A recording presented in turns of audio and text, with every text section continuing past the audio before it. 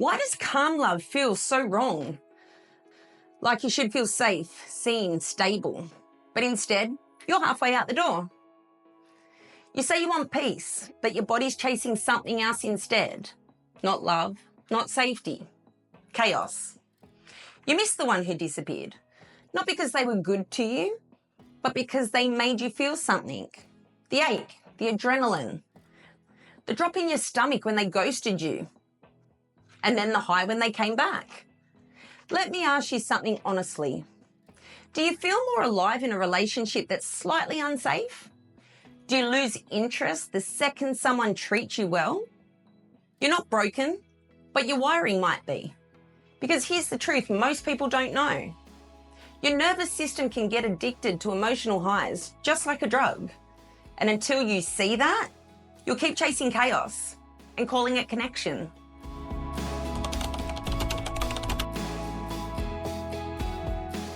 So let's get brutally honest for a second. Why doesn't the good one excite you? You know the one, kind, consistent, emotionally available, shows up when they say they will, and still, you flinch. You scroll past their texts, you feel restless, flat, maybe even repulsed. Sound familiar? Here's the thing, it's not that you're not ready for love, it's that your body doesn't recognize it. Because if your nervous system was trained to survive in chaos, then calm feels off, not safe, suspicious. You're waiting for the other shoe to drop, even when there is no other shoe. And here's the wild part. Your body's not craving love, it's craving the spike. If you watched my last video, you already know. Calm doesn't feel boring. It feels unsafe when all you've ever known is chaos. But today, we're going deeper. Because if you've been stuck in that loop, pushing away safe love, craving the roller coaster, it's not in your head, it's in your body. And if you haven't seen that one yet, pause, go watch it first. It'll hit different now. I'll link it here. If you ever pulled away from someone who was actually good for you just because it felt wrong, type me too in the comments. Not to explain yourself, just so someone else scrolling down sees that they're not the only one.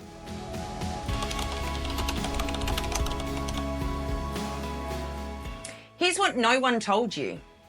That intensity you keep mistaking for love, it's not a personality trait. It's not your type. It's not fate. It's a chemical pattern. That gut drop when they pull away, the rush when they come back, that high after a fight, a makeup, a long-awaited text, it's not romance. It's your nervous system getting lit up like a slot machine. Because your body isn't falling in love. It's chasing a hit.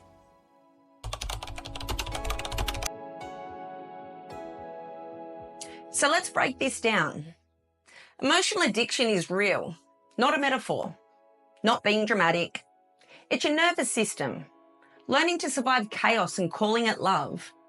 If you grew up with affection that came in waves, praise one moment, silence the next, hugs only when you were good, love, always something to earn, your body adapted. It wired itself for vigilance, for tension, for the chase. Because that unpredictability, it wasn't just emotional, it was chemical. Every time you almost got the affection, every time you finally cracked their cold front, your brain went boom. Casino lights, jackpot, dopamine surge. You weren't connecting, you were surviving. And your body learned tension plus reward equals connection. So now as an adult, you're not choosing chaos. Your nervous system is replaying a loop that once kept you safe. A loop that tells you if it feels calm, it's not real. If it's easy, it's fake. If there's no tension, there's no spark. That's conditioning. And here's the mind-blowing part. It's not your heart chasing that pest pattern. It's your chemistry.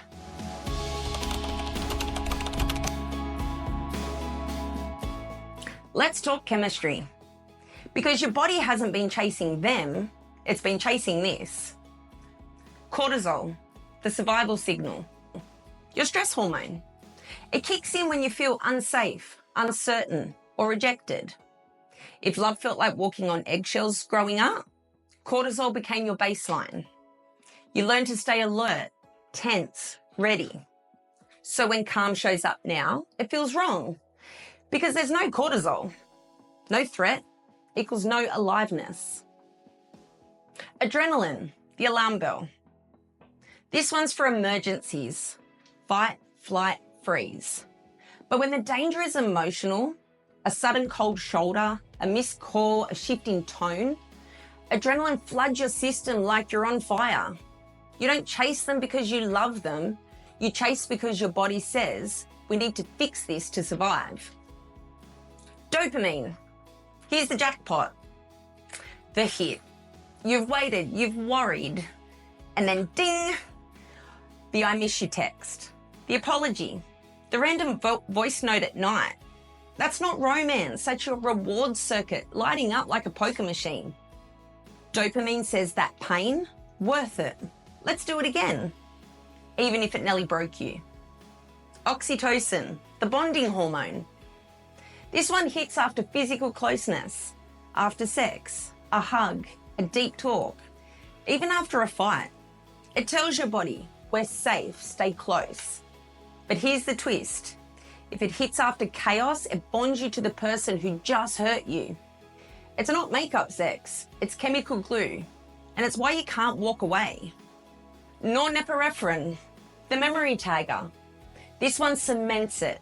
It makes you remember the intense stuff, the arguments, the reconciliations, the tears, not because they were deep, but because your brain marked them as important. You don't remember the year of peace, you remember that one night they came back. So what does all this mean? You're not chasing people, you're chasing a chemical pattern. And the worst part, it's addictive. But the best part, it's rewirable.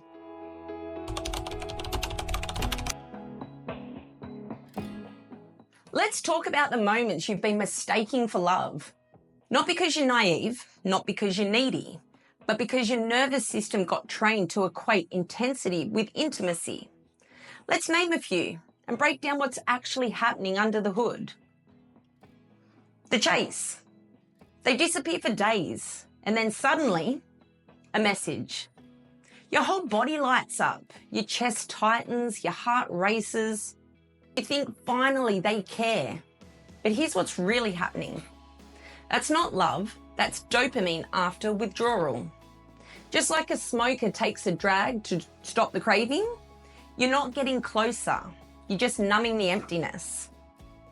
The apology loop.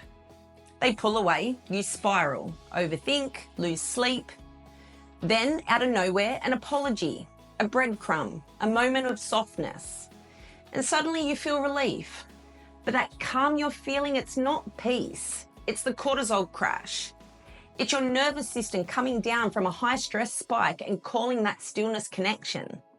It's not intimacy, it's your body recovering from chaos. If this felt too real, I've got a free guide for you. It's called Hooked on the Highs, and it breaks down the exact chaos loop your body's addicted to. Links in the description, go and get it. Missing them during no contact. You're not missing them, you're missing the cortisol-fueled anticipation, the roller coaster, the hope, the silence. It feels like withdrawal, because it is. You're not craving the person, you're craving the emotional volatility they brought. That ache in your chest, that's your nervous system begging for another fix. Sex after conflict. Ever notice how makeup sex hits harder? Like it's electric, charged, addictive. It's not chemistry between you and them, that's actual chemistry. Oxytocin flooding your body after stress. Your brain thinks, danger's over, bond now. It doesn't care if you were just screaming an hour ago. It cares that you survived. And now it wants to attach. It's not passion, it's a trauma-bonded glue trap. The random text, you haven't heard from them in days. You finally start to breathe again. Then, hey you. Suddenly your whole system lights up. The hit returns. Not because they said anything meaningful, but because they spiked your dopamine after silence. You trained your brain to equate random, low-effort energy with intimacy. Let's call it what it is: emotional drug use with a human face. You're not addicted to love, you're addicted to the pattern that once felt like love. And until you see it clearly, you'll keep confusing activation for affection, chaos for connection.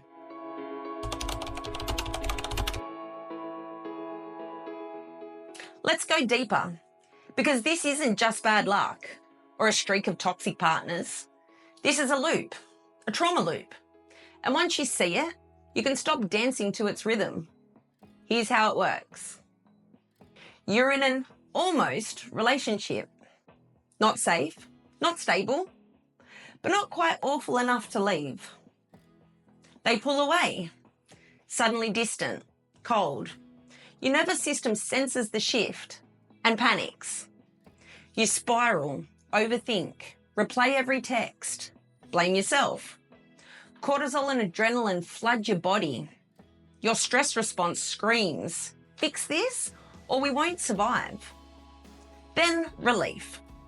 A message, a joke, a breadcrumb. They come back. Your system melts. You feel whole again. But not because you're safe, because your body just came down from survival mode. Then the tension builds again. You start guessing, walking on eggshells, losing sleep, and then they pull away again. The cycle repeats over and over. It's not a love story, it's a nervous system addiction. Here's the formula. Tension, cortisol spike. Withdrawal, dopamine crash. Reunion, dopamine and oxytocin surge. Relief, addictive high. Repeat, loop continues. This isn't connection, it's intermittent reinforcement. The same principle casinos use to keep gamblers glued to the poker machines. You don't get affection every time. You just get enough to stay hooked.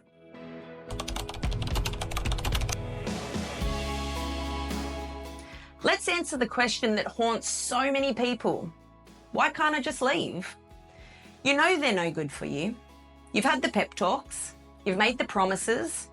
You've even blocked them twice. And yet, one "hey you" at midnight, one like on your story, one sliver of warmth, and you're back. Here's why.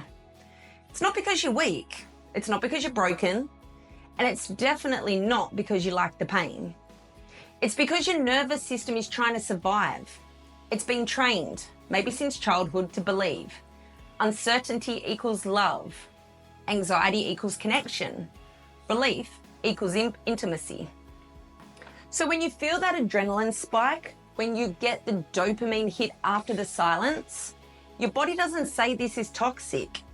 It says this feels familiar. This must be safe. But familiar isn't safe, and craving isn't connection. Until you break that loop, you'll keep mistaking closeness for chaos and calling survival love.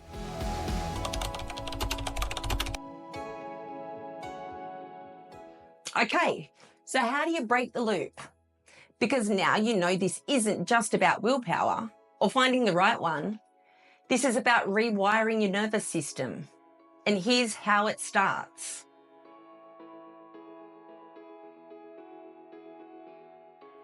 You can't change what you won't name. This isn't just, I always fall for the wrong ones. This is, my body is chasing adrenaline, not love. My nervous system is wired to feel most alive when it's under threat.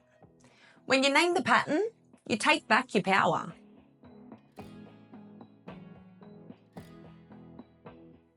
You have to teach your body how to come down safely, to feel without needing chaos to feel something. That means sit with the stillness, breathe through the urge to chase, and let the calm stretch without filling it with chaos. Regulation practices that say we're not in danger, we're just unfamiliar with peace. At first, it'll feel weird, boring, flat and empty, but that's not disconnection, that's withdrawal.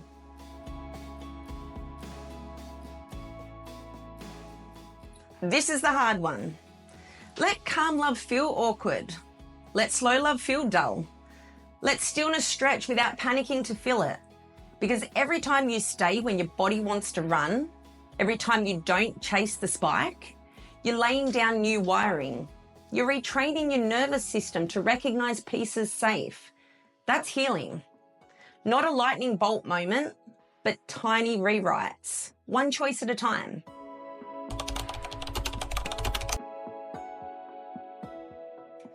Here's the part no one tells you. Your nervous system isn't the enemy. It's not sabotaging you. It's trying to protect you with the only map it's ever known. But maps can change, and so can wiring. The technical term? Neuroplasticity. It's just your brain's way of saying whatever you do on repeat becomes the new normal. Every time you choose presence over panic, stillness over chasing, safety over spikes, you're not just making a good choice, you're laying down a new path. Your brain's like a muscle, and just like any muscle, it doesn't change because you want it to. It changes because you rep it out. Chaos, that's the movement you've done 1,000 times. So of course it feels strong, automatic, comfortable, even if it's wrecking you. But peace, that shit's a new exercise. It feels shaky, weak, like you're doing it wrong. But every time you stay calm instead of chasing, or you breathe instead of beg, you're building a new muscle. And at first it's going to hurt. It'll feel awkward. But eventually, it's the thing you'll default to because your nervous system finally knows it's safe here.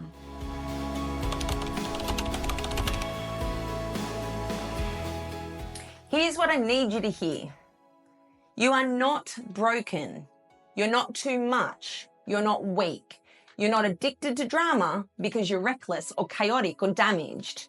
You're addicted because you were trained to survive stress, not rest. You learnt that love equals anxiety, that connection means craving, that safety is a trick door that always slams shut. But now you know better. You've seen the pattern. You've felt the loop. You've named the chemicals. And most importantly, you've remembered what peace feels like. It's not the absence of passion. It's the presence of safety. And you get to choose right now. Keep chasing the spike or start building the baseline. Because one day you'll stop craving the chaos. You'll stop mistaking stillness for disconnection. You'll look at a calm, kind, emotionally available love and you won't flinch. You'll whisper, "This is peace and I'm safe here." It won't feel boring. It'll feel like home.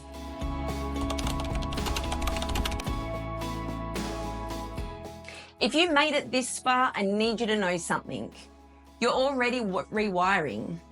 Not in theory, right now.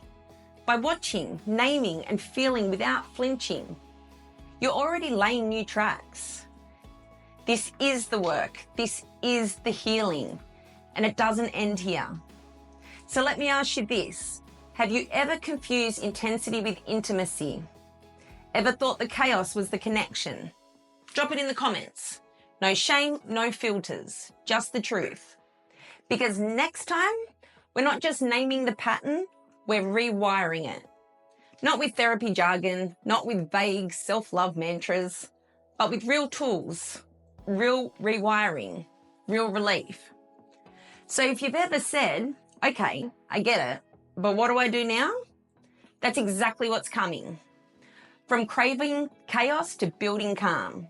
From emotional addiction to emotional sobriety. From survival mode to secure love. So hit subscribe because next episode, that's where we go from awareness to action. See you in the next one.